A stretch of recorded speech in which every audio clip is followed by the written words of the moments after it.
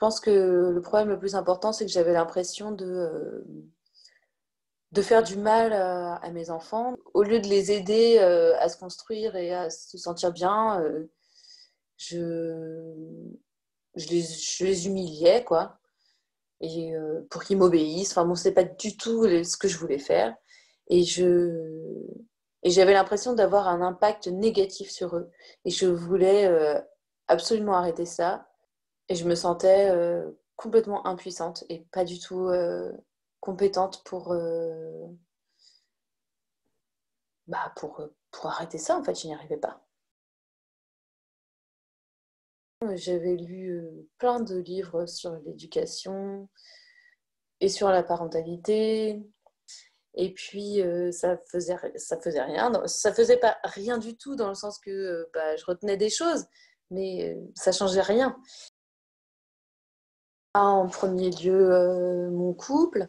Je me disais, je suis une mauvaise personne et j'étais en permanence en colère, enfin énervée contre tout le monde. J'étais énervée en particulier contre Nicolas.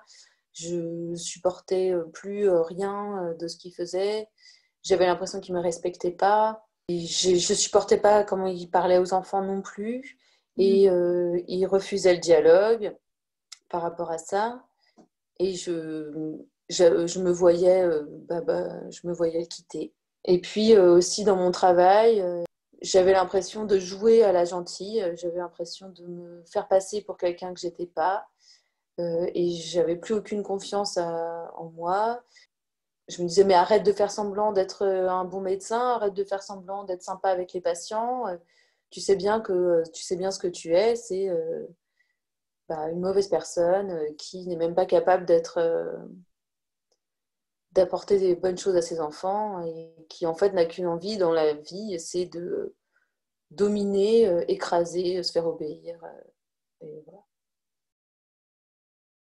Non, mais quand tu disais, peut-être t'es allé jusqu'à taper ton enfant, je me suis dit que alors que c'est tellement pas politiquement correct de parler de ça, je me disais, bon, voilà, peut-être qu'elle est prête à entendre la réalité des choses et pas juste ce qui est non tabou.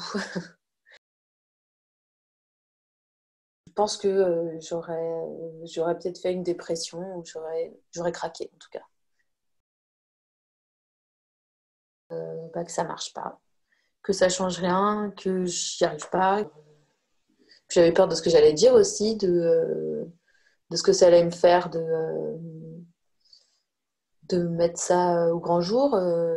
Toutes ces choses que je détestais, dont j'avais honte de ce que je faisais avec mes petits-enfants que j'aimais quand même. Que ça avait tellement bien fonctionné, magiquement presque, ce que j'avais dit à Nico le soir, je dis mais c'est magique en fait.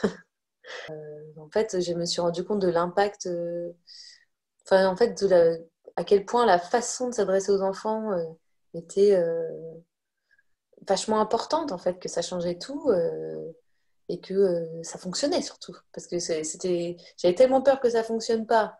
Et première séance, on fait ça et ça fonctionne, mais hors de tout ce que je pouvais attendre. Donc je me suis dit, bon, ça va peut-être fonctionner finalement.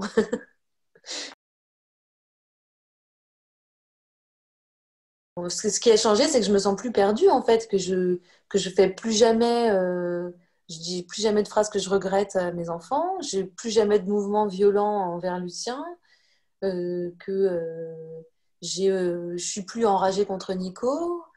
Je peux être moi et même quand je suis moi, c'est mieux. En fait, il y a plein de choses qui ont changé.